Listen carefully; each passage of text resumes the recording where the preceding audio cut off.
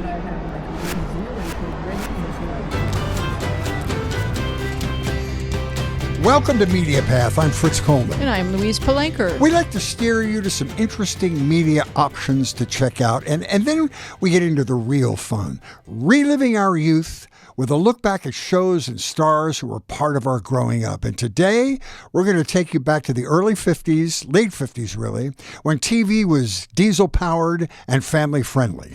We're going to talk with Jon Provost, who was Timmy Martin on Lassie. I can no longer pretend that I am not old enough to love that show. Jon has a great autobiography out with an excellent title, Timmy's in the Well, which can mean a couple of things that we'll talk about once we get into the show. He'll be here in just a few minutes, along with his very talented wife, who has been a guest on this show before, Laurie Jacobson. For her, Squeezy, what do you have?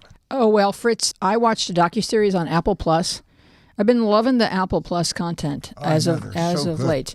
Mysterious individuals were impersonating big-wig female Hollywood execs and targeting rising writers, actors, and cinematographers with career-making offers that required training, travel, portfolio building, spec scripts, storyboards, hours of interviews, Zoom calls, and constant attention, often leading to phone and Zoom sex. The imposters pushed until the mark and the line broke and then moved on to their next victims. Over 500 talented up-and-comers were put through the grinder, spending a total of $2 million and losing their senses of trust and safety. Who was behind these twisted games? What was the motive? Money or manipulation? A journalist and a private investigator go in search of a group of con women and find one very troubled and sadistic man. He's gone by various names, including Harvey and Gavin. His real name is Hargobind Tahil Ranami. He schemed and scammed under false identities while hiding in plain sight, busily posting content to an Instagram food blog called Pure Bites. He's from Jakarta. His childhood was difficult. His family institutionalized him for gay conversion therapy, but as reporter Scott Johnson notes, there are millions of people with troubled childhoods who do not spend their adult lives victimizing others.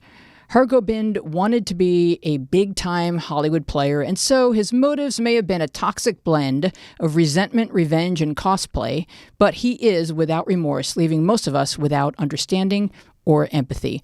For many creatives, entertainment is a gig economy. You get contacted, you Google the person to check their credentials and their history, and if it feels like a good fit, you prepare, you audition, you submit. But now we know that if your potential employer calls you at 2 a.m. with a list of movies to watch, flights to book, and Tai Chi Zoom classes to take, those are red flags. Hollywood Con Queen is a 3-part series from Apple Plus. It's based on Scott Johnson's book, The Con Queen of Hollywood, The Hunt for an Evil Genius. I watched the first episode, and I go back to the thing we've talked about in this show before. Okay, he was a creative con, but when they start asking you to send money, when they promise to make you a star and make you successful, if you would only send me $50,000 or something. Well, no one's actually sending him money. He's saying you have to sign up for this class. He's saying, but you have to spend your own money before you can make money. But they were saying that can be reimbursed. Like oftentimes it's like, we need you to have these lessons and that'll be reimbursed, or we need you to take these flights and that will be reimbursed, and nothing was getting reimbursed. And no, I know you wouldn't have fallen for it. Oh, no, but I mean, it seems to be a pattern with these, like the woman that owned the restaurant, the vegan restaurant. I mean, I just want to slap these people. Well, if you're not going to like suspend your disbelief that someone can keep your dog immortal, then I don't have. I'm sorry, Fritz. I just okay. I'm with you. All right, I'm going to talk about a miniseries called Sugar. It's on the Apple Plus as well. Now, I knew nothing about this show, but I will watch anything that Colin Farrell acts in, and he's the star of this show. One of my favorite Collins. Yeah. This is an 8-part story about John Sugar, who is a private detective who investigates the disappearance of Olivia Siegel, who is the granddaughter of a famous Hollywood producer. Sugar is a flawed man. Lots of personal demons, lots of interesting secrets. For the first 6 episodes, it rolls out like your typical detective mystery with guns and clues and a nice Corvette.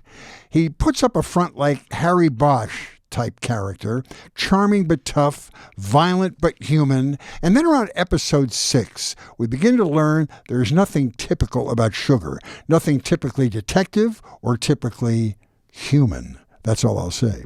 Odd clues to Sugar's true self reveal themselves as the 6, 7, and 8 go along.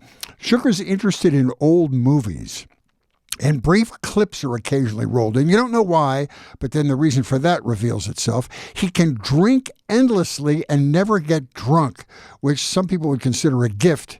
How could that be? You gradually find out. Sugar is a patient and observant being with good reason. It's a fun show and an interesting twist in episodes 7 and 8. He's a robot. Well, you're not far from wrong. Okay. I don't want to be a spoiler. Okay. All right, now I'm so happy to meet this man. He's a child star who lived to tell about it. Someone who has acted in movies since he was 3, opposite some of the biggest stars in the world. He starred as Timmy Martin in a television show that is woven into the fabric of American life during the 50s, Lassie. Jon Provost has evolved into a caring, compassionate adult who somehow escaped Hollywood and decided to make the planet better by working for the benefit of children and for animals. He's got a wonderful autobiography called Timmy's in the Well, one of the great titles. It celebrates the 50th anniversary of the original Lassie series. And he's going to talk to his spectacular wife, who will be out here in a minute. I'll do her introduction now. Is he going to talk to us from the bottom of the well? Or what's... I don't. If there's an echo, that he's at the well. He's accompanied by his fascinating wife, Laurie Jacobson, who is a friend of the show. Laurie's an author and a documentarian. She's written fantastic books about Hollywood, like Dishing Hollywood and Hollywood Haunted. She's written and produced documentaries on the 20th anniversary of the Mary Tyler Moore Show, the Museum of Television and Radio's Salute to Funny Women in Television, a very talented family. We will welcome Laurie in a few minutes. But, John, we're so happy to finally meet you. Well, thank you. It's a pleasure. And it's a pleasure to meet you. Well, isn't it, though? Yeah. When you come yeah. to, well, thank you. God bless Couple you. of icons. Yeah, here we go. So you started in season 4 of Lassie. Correct. Tommy Reddick had sort of aged out. Yep. When Tommy, he was just too old when they originally hired like him. Menudo. And he was, 17. He wanted out. Yeah. Wow. Yeah. But before you did Lassie, as I said, from age 3, you had already been in 10 movies. Talk about your pre-Lassie career. Well, my mother was a big fan of Jane Wyman. I love this story. We were living in Pasadena, and my parents are not Hollywood people. My father's from Alabama, my mom was from Texas, but they met in Hollywood and got married. So long story short, Mom is a housewife, and she read in the LA Times that Warner Brothers was looking for a 2 to 3-year-old blonde boy to be in this movie with Jane Wyman. And she thought, if she took me on this audition, she was going to meet Jane Wyman and get her autograph. It was the only reason she went. And my father said, "You're crazy." She said, No, I'm doing it. I'm taking John. I'm going to get Jane Wyman's autograph. So this was what they called a cattle call. There was over 200 little boys and little girls who moms had cut their hair, 3 years old. And I ended up getting the job. And then what they did was, let me just backtrack for 1 second. What they would, take 3 or 4 of us children into the room with the adults and say, like, okay, go over to this man and say, "Hi, Daddy," or this woman and say, "Hi, Mommy." And some of the kids, they'd freak out. That's not my mommy. That's not my... But evidently I did what I was told. And so they would let the other kids go, and they kept telling me to stay. Towards the end of the day, this woman walks up to my mother and says, "I think your son is going to get this job." And Mom goes, "Great, but I haven't met Jane Wyman. I want her autograph." And that was it. And the woman said, "Well, you will. Don't worry about that. But we need to know who your agent is." And Mom says, "Oh, we own a home. We don't need an agent." Mom, she didn't have a clue. Noob. And so then she says, "Well, where do I get one of these, theatrical agents?" And the woman steps back and she goes, "Well, my name is Lola Moore. I'm the #1 child agent in Hollywood, and I can represent your son. My mom wants to know how much it's cost." "Well, it costs nothing up front. I'll take 10% of whatever your son makes." Mom said, "Fine." So my first audition, I got the job, I got an agent, and Mom got her autograph. And then that started it. The next movie was Country Girl with Bing Crosby and Grace Kelly. And, but I was only 3.5, and so I don't really remember those 2 first movies. But everything after that I do. And, of course, I've seen them and have copies. Was there dialogue in those movies for you, or was it just like yes. In the first movie, my dialogue was so big. Jane Wyman asks her little son, "How big are you?" And I say, "So big," and that was the title of the movie. But that's not bad. Soon after that, you find out about that they're looking for another little boy for Lassie, and this completely changes your life. I guess the life of your family was already beginning to change when you started. Oh yeah, roles. Because my father was an aeronautical engineer. He was designing airplanes. He could care less about what was going on the other side, and did a few more movies. Was doing a movie. It was the last movie that RKO made, and it was 1956. It was called Escapade in Japan. It was one of the first movies filmed in Japan after the war. So Mom and I spent 3.5 months with Teresa Wright, Cameron Mitchell were my parents, in Japan when I was 6 years old. While I was there, they were looking for a boy to replace Tommy Reddick. Evidently couldn't find the kid. The producer's wife of Lassie was having lunch with the producer's wife of Escapade in Japan, and it came up in over lunch. Well, we can't find this kid. What are you looking for? She described. She says, "Well, come to the studio tomorrow. Look at the dailies. Every day they flew the dailies they flew the film back from Japan to the U.S. to have it developed because they didn't know if they could do it over there, and so they saw the dailies, said yes, we want him." So basically, all I had to do was get Lassie's approval because they knew I could act, and I was cute. So it was an in, but I had to get Lassie's approval, and I was a little kid, and Lassie was a big dog. So I went and spent a long weekend with Lassie at Red Weatherwax's ranch. He had a 60-acre ranch out in Saugus, and came back to the studio on Monday, and we walked into the producer's office, and I got 2 paws up from Lassie. Was it. Did you guys have a dog at that time? Always had pets. Okay. As a matter of fact, we were living in Pomona at the time, and we had a goat and a horse, and we had all kinds of animals and stuff. So it was fine with me. I wasn't afraid, but they had to know how that relationship was going to be. And you've said that it was a total business-like relationship with Lassie. He would be your friend on the set, but if you tried to order him around or give him commands, yeah. Well, I worked with 3 Lassies in 7 years. The first 2, I only worked with them for a year each. The third dog, I worked with him for 5 years. So, we grew up together. We did we'd nap together on the set. I'd sleep with him and stuff. And we did everything. And I would go home on weekends, spend the weekend at Red's Ranch, just to get out of Hollywood. And, he had a pond and fish and stuff. But it was also a great way for Lassie and I to bond, not with the set, but, in a home situation. And, Baby and I, that I worked with for 5 years, we loved each other and he loved me, but if I told him to sit or to shake hands, he'd look at me and go, "Yeah, you're my friend, but you're not my trainer." You're not my boss. Yeah, exactly. And so that's interesting. You brought something up that I'd heard before, that, when you're on the set, they don't call him Lassie, they call him by his real name, which was... Well, actually, it was the other way around. Oh. Yeah, they had their names, but once they started working, they were only called Lassie from that day forward. And they were boys. And they were, all males. Every Lassie has been a male. And the reason for that, the males are larger, more colorful.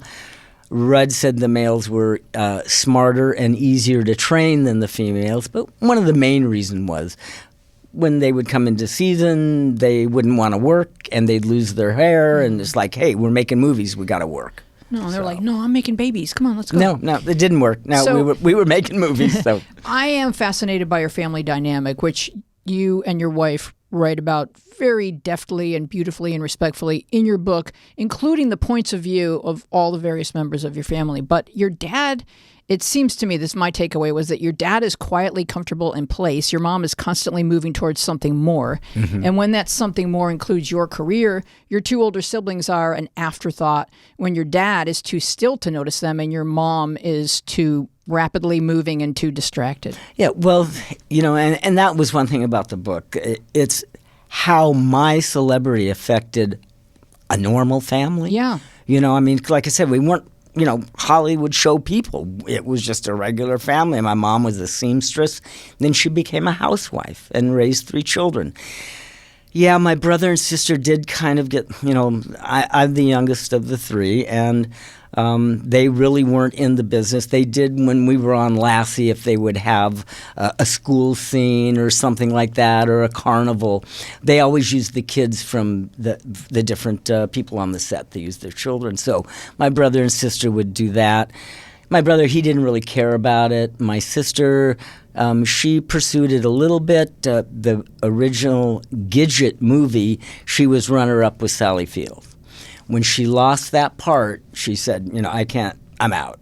I don't like the rejection that goes along in this business. So she didn't want anything to do with it. And yeah, Mom was with me all the time.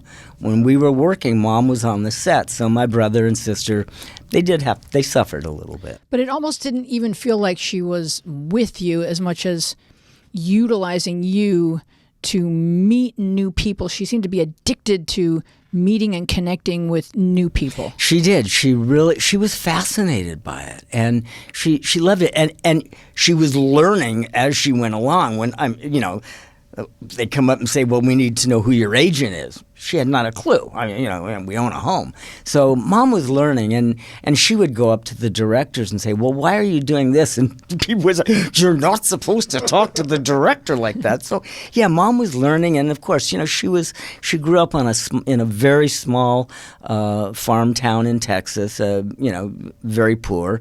And so, it was really really a way for her to grow, and maybe she was living vicariously through me. Maybe she wanted to be in that a little bit. That's a Who typical knows? story. I'm fascinated with your father's dynamic.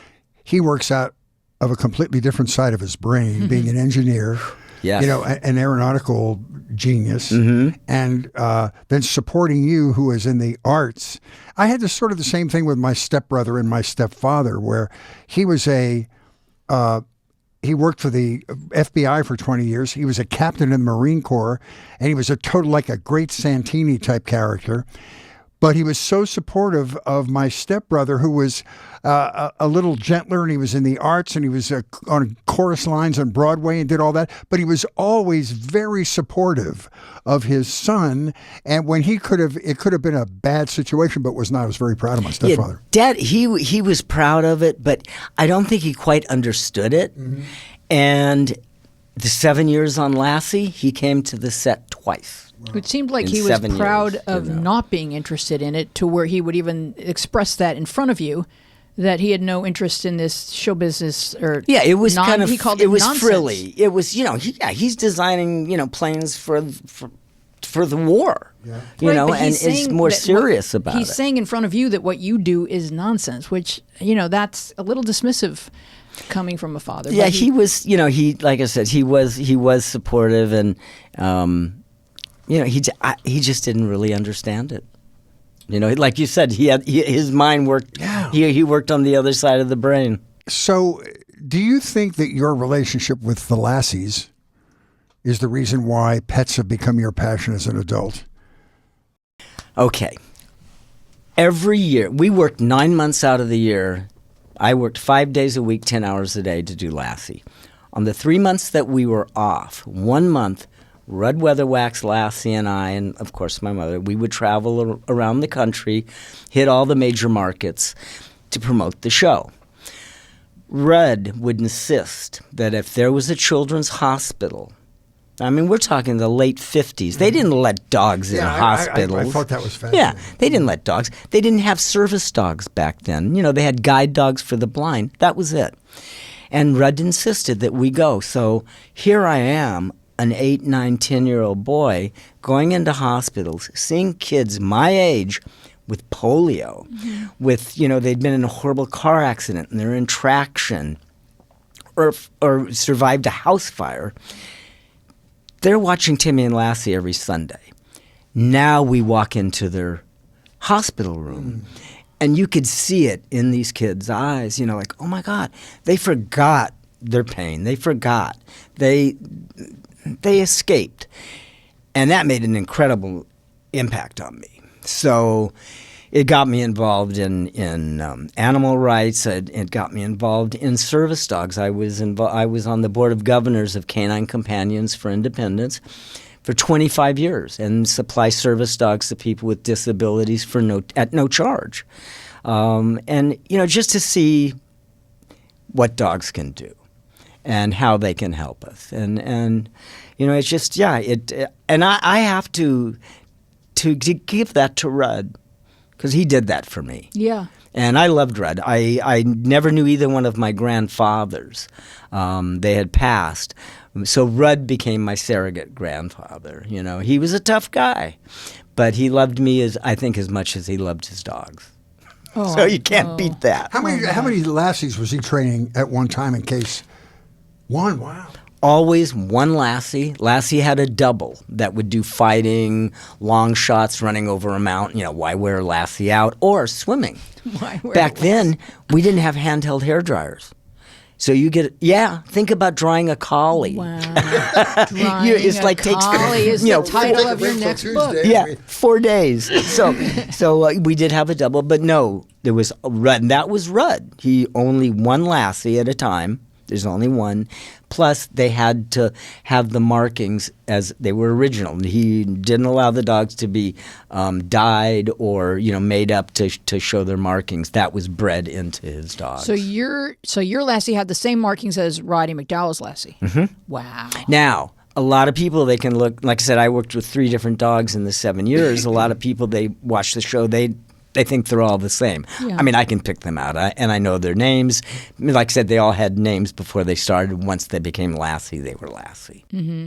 So when did you know that let's back up. You had difficulty reading. I think a lot of really creative people, like Henry Winkler, have this issue where we didn't know what it was. And I guess for you, your lines could be read to you and you memorize them in a minute.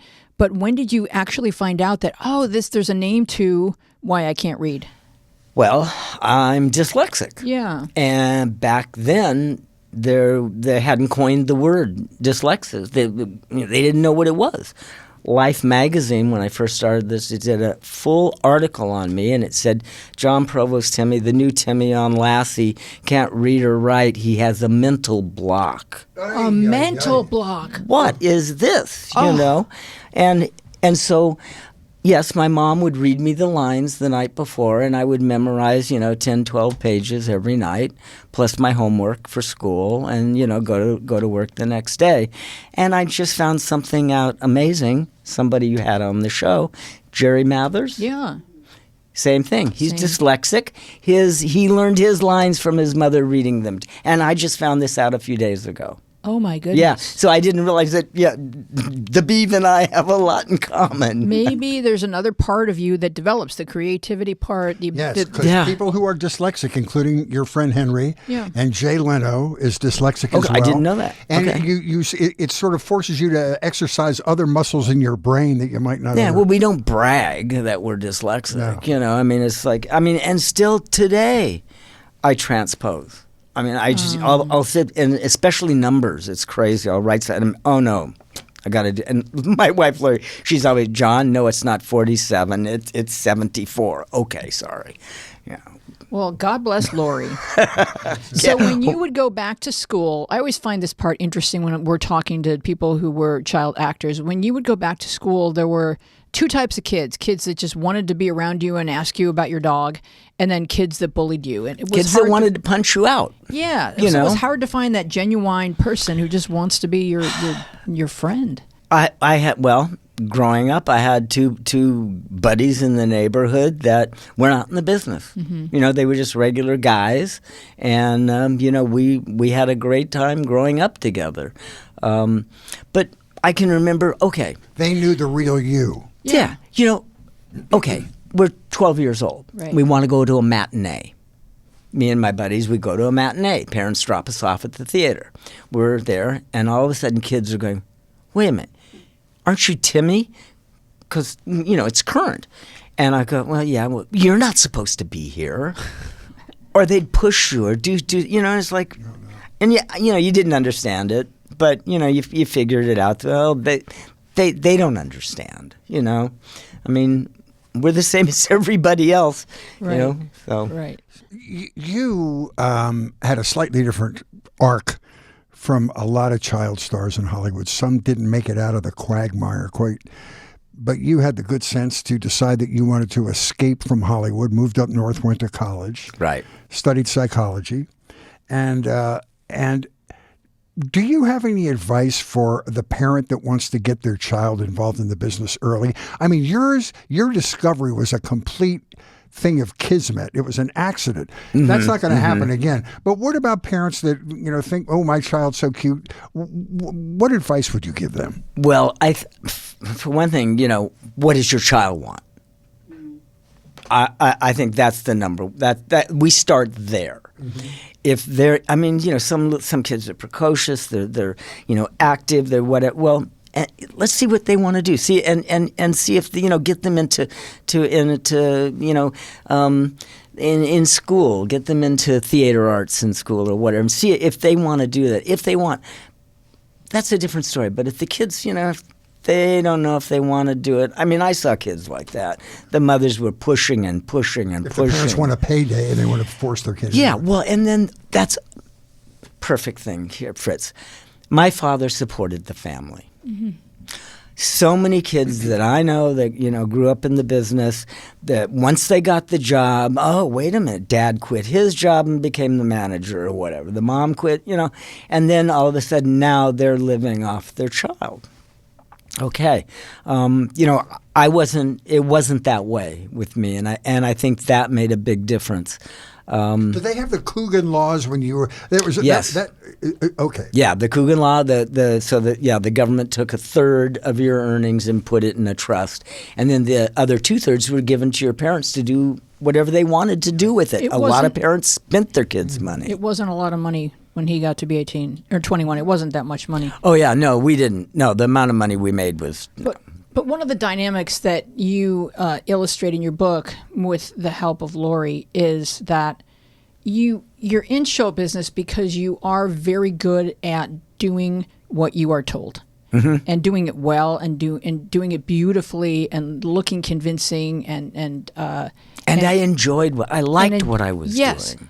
But then when you turn 18 or 21 and you're suddenly expected to have your own initiative and your own ideas, that can be difficult for child actors because they had made their living being on their mark and mm-hmm. knowing their lines. Mm-hmm.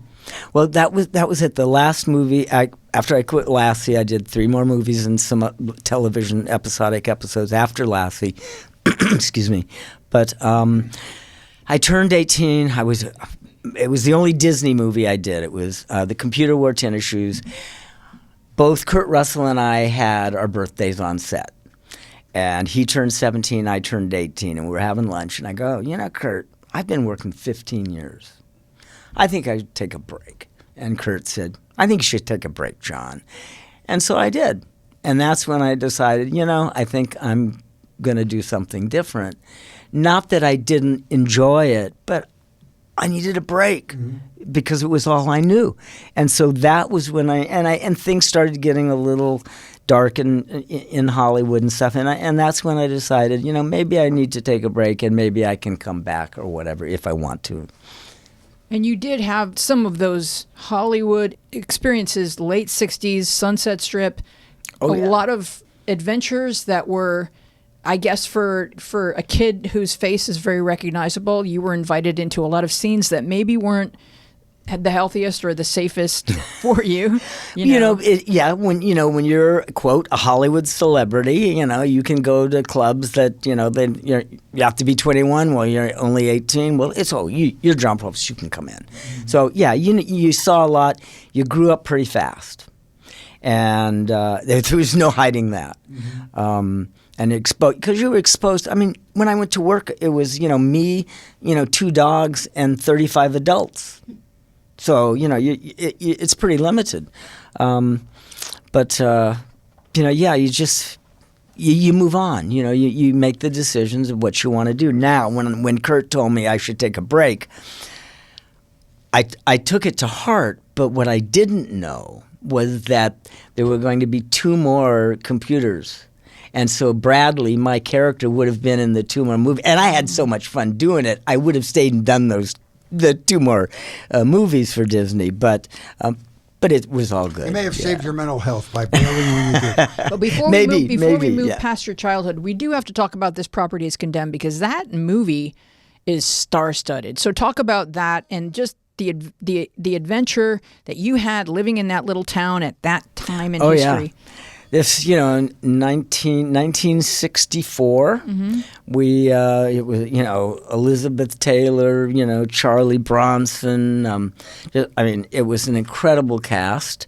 And we filmed it in Louisiana and Mississippi on the coast. So they had Natalie Wood, Robert Redford. Oh yeah, Robert Blake. I mean, it was an incredible cast, and it was 64. We were in the South. There was a lot going on. Some of the people didn't like the Hollywood people being there, yet they liked the money that was brought into their local communities. They had a lot of problems with people, walking through the middle of scenes and stuff, disrupting things. And but we had a great time. I do have to say that Mary Badham was the other child actor in the movie, and of course Scout from To Kill a Mockingbird. And Sidney Pollack, it was one of his first. Oh, Sidney Pollack. I believe it was his second movie. And James Hanwha was, it was insane. We had a lot of fun, but Charlie Bronson just scared the hell out of both of us kids. He doesn't even have to say anything. Oh man, because he's always the bad guy, and he's a method actor, so he was the bad guy all the time, and we couldn't approach him because he was this character, and he just scared us to death. So until it was over, when we'd rap, he would be great, But yeah, but no, we had a lot of fun. It was. How old were you when you did that movie? 14.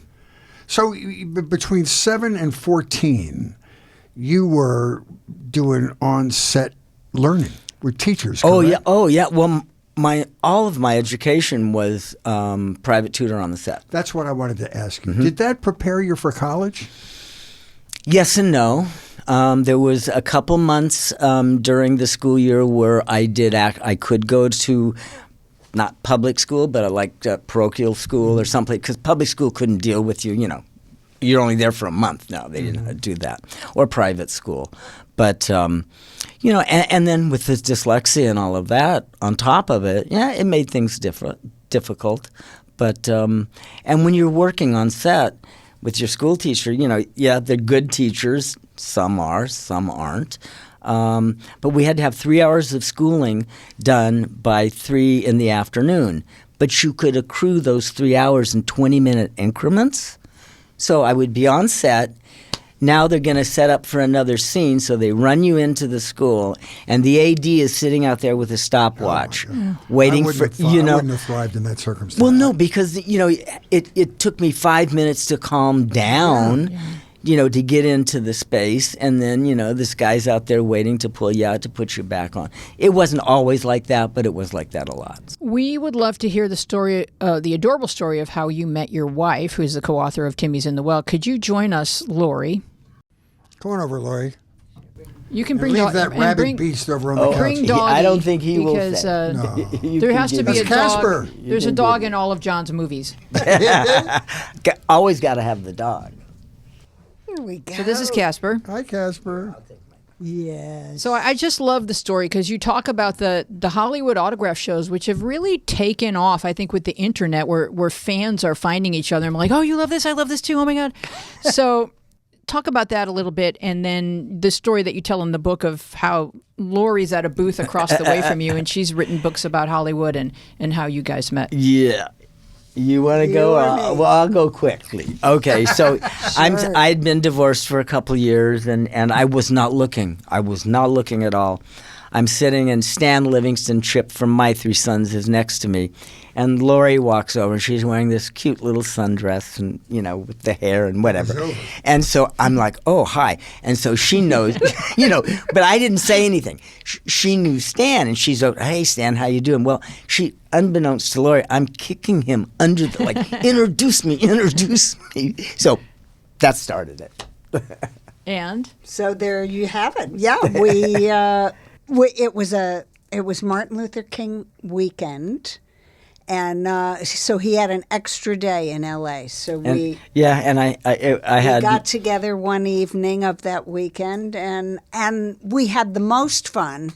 And talking about, I knew about the Sunset Strip from the outside. He knew it from the inside. So I'm hearing these fabulous stories. And when he left, I thought, too bad he's geographically undesirable. Well, is that why you're writing a book about the Sunset Strip now?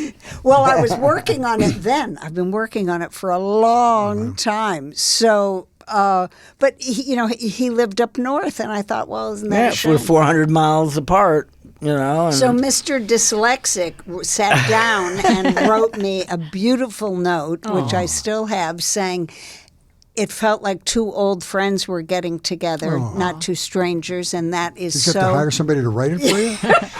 Okay. And that, he said that was so unusual, and I would really like to get to know you better. Please tell me if you feel the same way or if you don't. And I Check thought, yes or no. Oh my God, Yeah. I'm being asked for a commitment after 20 years of dating in LA. Somebody's asking me for a commitment right off the bat, and you get to a point where you don't want to play around anymore. No, well, look, it was going to take a lot of energy. It's not like we were in the same town. Right. So what I want to know deal. from you, Laurie, is once you started falling in love with Jon, what were your memories of watching Lassie as a child? I'm a little younger than Jon. Okay. So did you had an awareness of who he was? Oh, absolutely. Yeah. Of course. Everybody watched the show. Sure. So, of course, I knew who he was. And, at the time, I thought he was just a natural on the show. Mm-hmm. But later, when I saw pictures of him on the set with a pullback, and you see 35 guys smoking cigarettes and Rudd Weatherwax up on a ladder getting the dog's attention, and he's still so natural. That blew my mind, and I thought, wow, this guy really went through some stuff. Yeah. I grew up on the set. I grew up on a soundstage. Right. So, that's why it was one so thing he familiar. didn't mention is they had to talk around commands for the dog. Mm-hmm. It was so complicated. So he says something to June Lockhart, and before she responds, Rudd is saying, up or bark or, and then they respond. They were too cheap to go back and dub the lines. That's why we had to do it that way. But you knew how to just stay focused. This is what I'm doing. I'm going to just block out all this, and this is what I need to do. Whenever they say we're rolling, I do it. And that's kind of how I think that you lived a lot of your childhood, was just being ready for that moment where they need me to do a thing, and I'm going to do a thing. Plus, you when you grow up like that, working in the business, it's, you're a trooper. The show must go on. You do this. As a matter of fact, the other night we were talking to somebody, and it was the same thing. It's like, when you're on, you pull it from someplace, even if you feel like crap at the time. You can make it work, but you have to do that.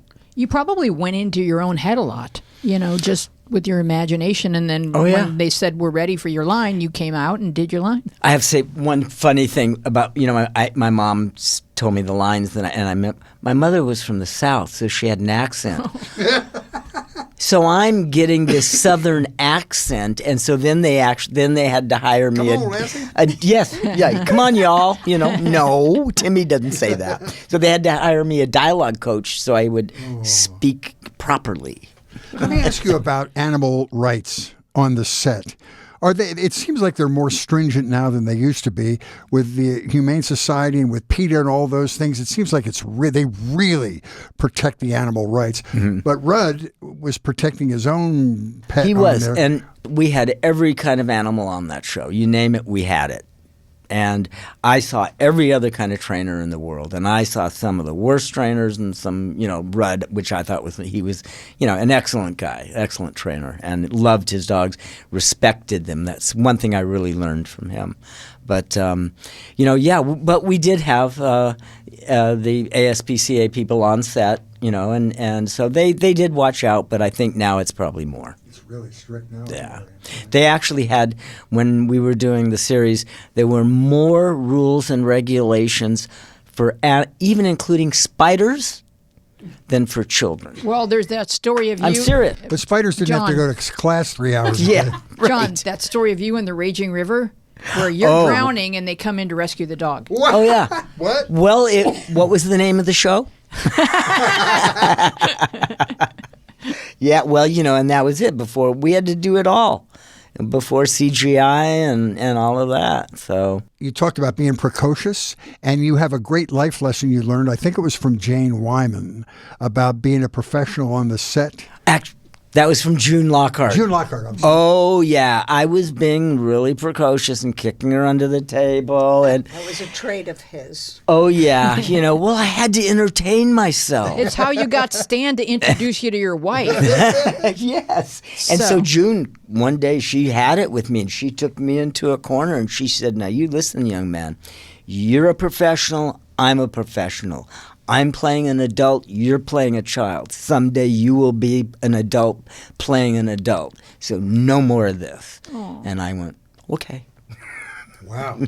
I don't remember a lot. I was a little young for Lassie. Maybe I saw it in reruns. And so my deepest memory is the closing credits. The closing credits speak with only the dog and the music. And even as a little kid, I teared up. The music, the dog, and 3-year-old me are all nonverbal, but I'm crying. And so the only word I would have had to describe why is love. So it's something universal, and they nailed it. I mean, you guys must talk about this. Those closing credits will make anyone weep. Everyone comes up and says, we always cried at the show. But my answer to that is, but it was a good cry because everything turned out okay in the end. Everything was always resolved. But when Lassie, when that music is soaring and Lassie raises her paw, the only word for that is love. Mm-hmm, mm-hmm. Is Lassie still streaming anywhere on any of these nostalgia platforms? Yes. Yeah. We're on Hulu. We're on a couple other. We're on about 12 different cables and over 60 countries. I have a website, jonprovost.com. Get emails from all over. We're really big in like Germany and Austria. They like big dogs. I think people seize on it now. We're in a very dark world, and it's great comfort food, I'm sure. Tell the story of when you handed your passport out the bus window. I love this story. It was like 1968. I went on a student tour in Europe, and we were crossing between, I think, Austria to Germany. And they came on board and took everybody's passports. I'm 18 years old, just a kid. And they have the little, guard house, and the guy's looking through all the passports. And he looks at this one, and he's looking at, and I'm sitting in the window, and he looks at my passport, and he points to me like this, and I go, yes. And he goes, roof, roof. Oh, that's as universal as that. It doesn't get any better than that. It's the same in every language. And nobody has ever come up and said they hated Lassie. No. Oh my God. I wonder how many collies they sold because of that. Or adopted. Back in the day. Yeah, sure. A lot. Yeah. Talk about exploring the lot in your little golf cart, because I love those stories. Yeah, Lucy ran our lot. Mm-hmm. They had 3 different studios and lots, and Lucy had a golf cart that she drove around the lot. The restrooms we didn't have a restroom on set on the soundstage. It was like 2 blocks away. That's just wrong. Yes, and so whenever I would get distracted, and a 2-minute run ended into 20 minutes. Where's the kid? We're filming. So finally they said, well, let's get him a little golf cart, and then he can get to the bathrooms quicker. And I did, but I became a terror. They gave you your own golf cart? How cool is that? A little miniature one. No. Yeah, it was a 3-wheeler, and I could take corners on 2 wheels. That's and it would hysterical. spark, and it was. I loved it. And they'd say, "There's that little kid from Lassie again." What lot did you shoot on? The old RKO, Gower and Melrose. Gower, right. Yeah, And then which is now Paramount. Yeah. Yeah, and then you found that prop house. Yes, there was this one building that was it was an indescript building, square, 2-story, no windows, 1 door. And I could never get into it. And one day I was exploring, and the door was open. I got in there, and it was the miniature building where they had all the boats and planes and tanks and submarines and stuff on the first floor. Then I went up to the second floor.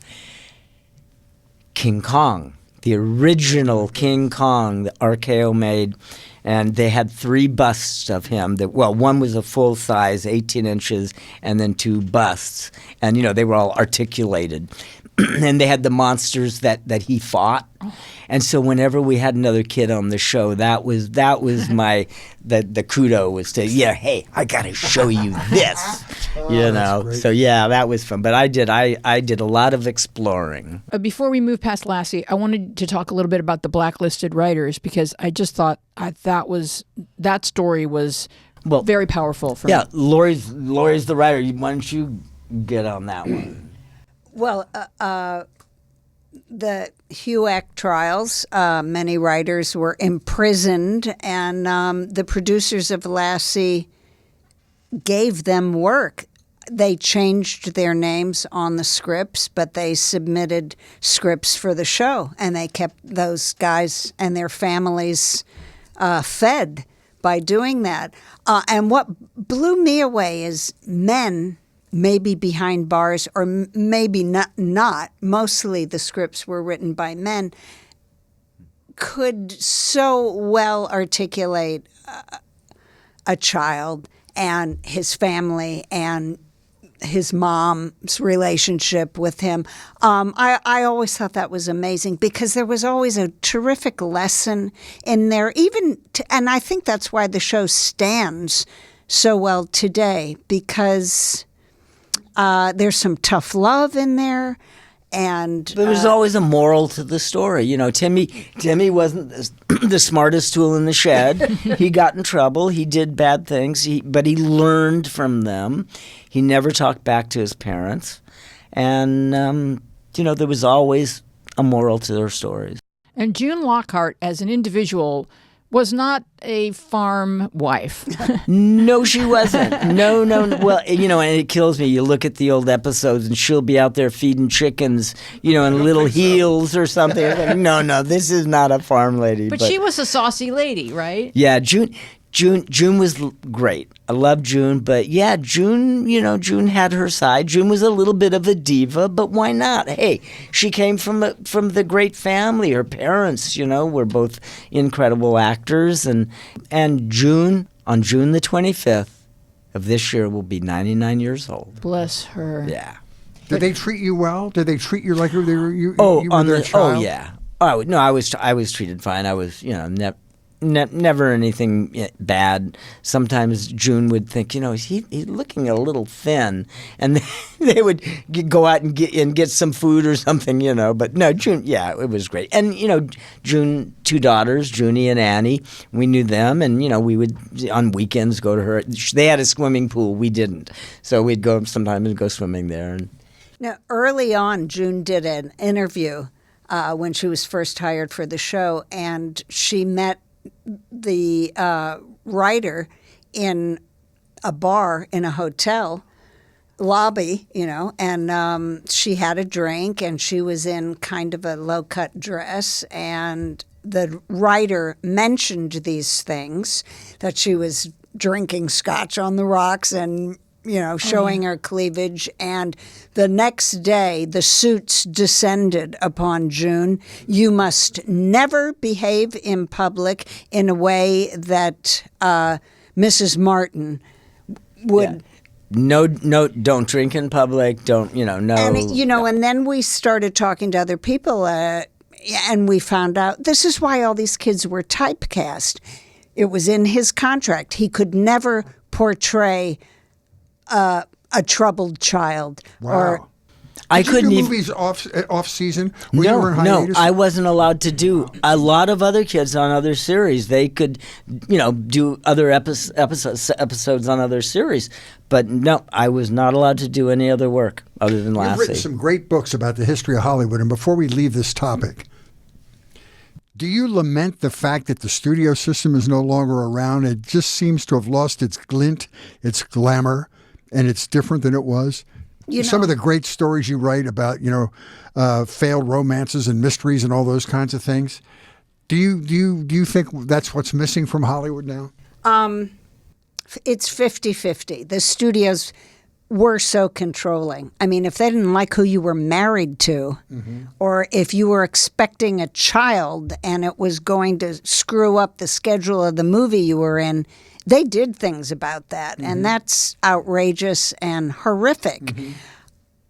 But on the other hand, they trained those actors from the ground up. You knew how to do everything. They shaped you. They put you out in public with a studio date on your arm and a studio car waiting to pick you up. And they created an image. They changed your name. They changed your hair. Rita Hayworth went from black hair to red and electrolysis to raise her hairline. I mean, Judy Garland had rubber pieces in her nose because they didn't like the way her nose was shaped. It got real personal, and it made life really difficult.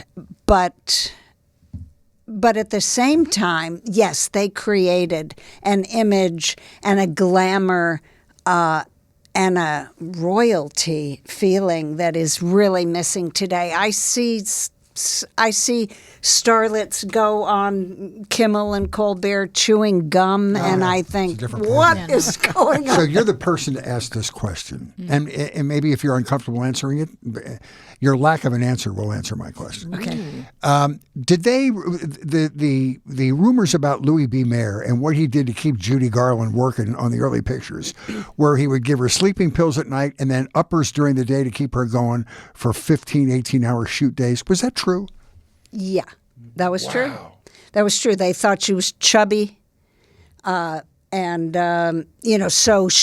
she would go to the commissary to order lunch, and they would say, "No, I'm sorry, you have lettuce today, and if you're hungry, take this pill. Oh, God. And if it's your nap time, take this pill." Wow. And so what happened to and then she had a mother that pushed all that, wanted the success, and a very weak father who was quickly out of the picture. So she had no one there defending her. Yeah. And she was not the only person that happened to, and that's why kids. And then not for Judy, but for so many others. Gee, you're 14. You're awkward now. You're not cute anymore. We're done with you. Yeah. And you were not prepared for life in any other way. You're not being groomed for any adult. Like, your childhood should be about creating a human, not about what I need right this moment, which is how you look today.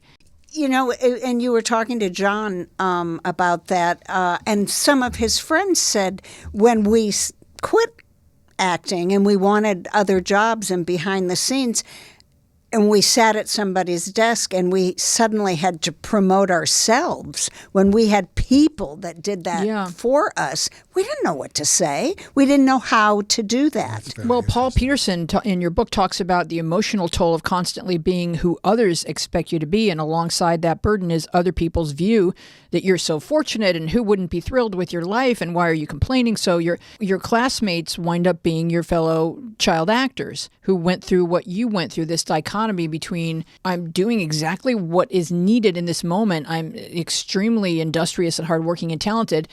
And yet outside of this, without a schedule and where I'm supposed to be, I don't know how to initiate this momentum. People can be lost. Yeah. Without having, exactly. And one thing too that, which is not today, but back in the day when my name stayed the same. They didn't change. So many kids, they changed their names.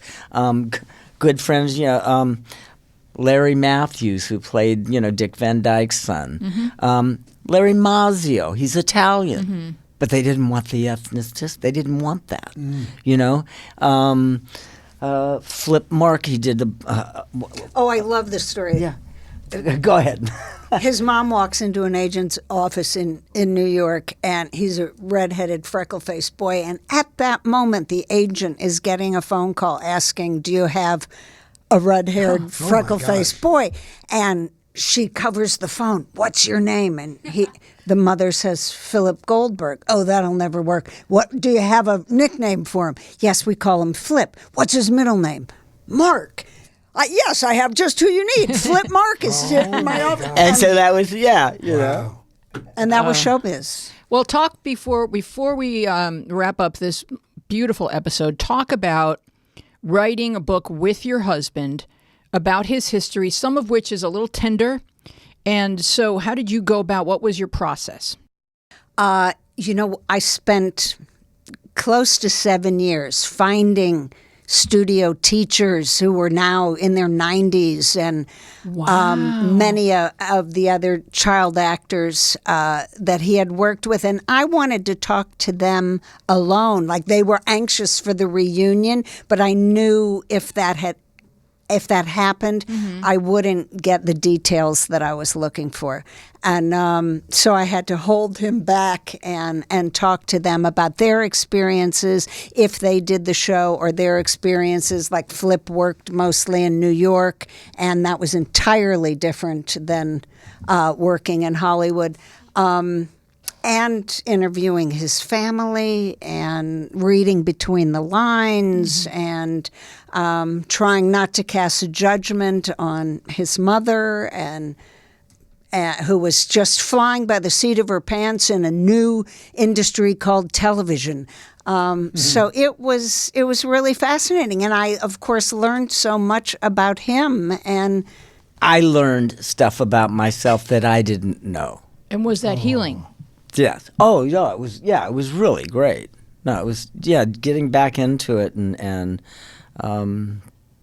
it made me think about stuff I hadn't thought about in a long time. And also think about it differently too, because in the book there's that moment where you write about how your mom said, "Oh, well, you took me away from your siblings, so it's time for you to buy them a car." Yeah. I was speechless. I was speechless over that. And the funny thing was, when I bought my brother and sister their first cars, they got their car when they were 16. I wasn't allowed to get a car till I was 18. So, but my parents let me get a motorcycle when I was 16. Go figure. It's amazing you survived. It is. All right. So his autobiography is called Timmy's in the Well. It's fantastic. It's honest, and it's an interesting inside look at Hollywood of somebody who has the wherewithal and the mental capacity to talk about it as an adult. Good for you. Laurie's got unbelievable. Is that your book down there to the left, Laurie? Yeah, Hollywood Haunted. Hollywood Haunted is fantastic. One of the best episodes we ever had with the greatest amount of response was when we talked about the Beatles at Shea Stadium, which was a pivotal day in their history and a pivotal day in American rock and roll. It was really beautifully done. What are you working on now? I'm working on a book that's a history of the Sunset Strip. Oh, my God. Is your husband in it at all? I haven't gotten that far yet. I'm still back in the 30s. Yeah, right. Cool. Well, if you're listening to this podcast and you're new to the world of Jon Provost, and I forgot this, but after Lassie, he becomes a teen idol. So if you Google, teen magazines, Jon Provost, you're going to find some adorable pictures. And it's such a rich Hollywood history, because he was there in the 50s and the 60s, and he watched it all. And then he rescued himself from the well by moving out of Hollywood and finding himself and his future. And so it's a great read, even for anyone who's thinking of their child and show business or whatever. It's just important to know what happens to the development of a little person when they're expected to work for a living. It's a completely different developmental process. Are you sure you want to do that to your kid? Yeah.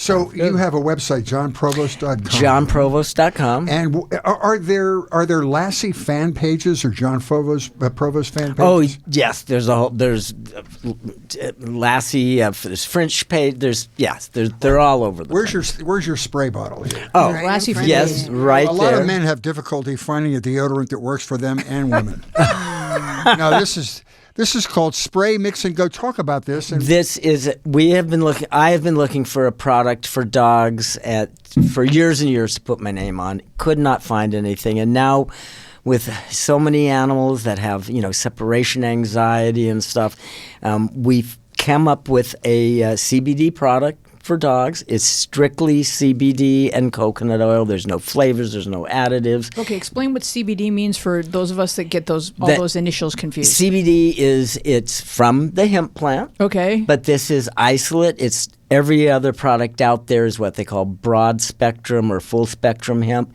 which means it has other things in there that you don't really necessarily want to give to your animal, like THC, where this is just the CBD, which is we've been using it for years for joint issues. This is just it doesn't know. It will not get your dog high or anything. It will make them, relaxed, and it helps if they have any arthritic problems or joint issues. And it's just 100% pure. And we are getting terrific feedback from it. And We're from really cat excited. owners also. Dogs and cats. Yeah. Oh wow. So And you adopted Casper, as you've done other dogs, which is really beautiful. You got it from an elder pet adoption area. Yes. And I've known from my limited experience with pet adoptions that the older dogs are the hardest to get adopted because people don't want to go through the heartache of losing them in a year or two. Yeah, well, Casper is our third senior rescue. He's almost 13 years old, and we've had him for about 10 months. And, come on, these guys, they deserve some What's nice the love. name of that rescue that you work with in Northern California? It's called Muttville, and they're in San Francisco, and they only do senior dogs. And the best part is, if you're a senior adopting a senior dog, there's no fees. Wow, it's like matchmaking. Yeah. And then if people are interested in the spray for their dogs, they can just go to provostpets.com. Oh, good. And we're going to have other products, but this is the first one, and we just launched a month ago, so we're brand new. Congratulations. Thank you. Well, we've really been looking forward to talking to you. All right. Laurie's been a great. spectacular guest, and we've enjoyed our friendship with Laurie, so it's nice to spread it out to the other talented member of the family. Well, thank you so much. And it's a pleasure meeting you, Fritz. How do I look in person? Pretty young. Yeah, there you go. Yes. What a pause that was. Thanks for coming down with us along the Media Path. Let's continue this conversation on Instagram and Twitter, where we are at Media Path Pod, and on Facebook, where our show page is Media Path Podcast, and our Facebook group is Media Path with Fritz and Wheezy Podcast Community. We are also a video podcast on YouTube with so much additional visual content. Watch us and subscribe at Media Path Podcast on YouTube. Write to us at MediaPathPodcast@gmail.com, and kindly give us a nice rating wherever you get your podcasts and share our social media posts. Of course, we also want to see your brunch and your cute doggy photos.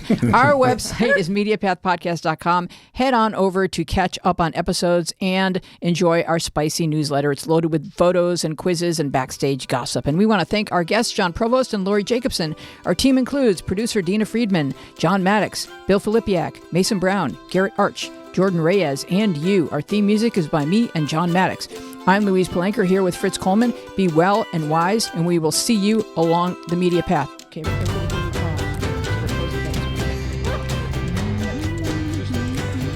yeah, this is where you're going to cry. Casper was so good. Oh, he is. He's the best little guy.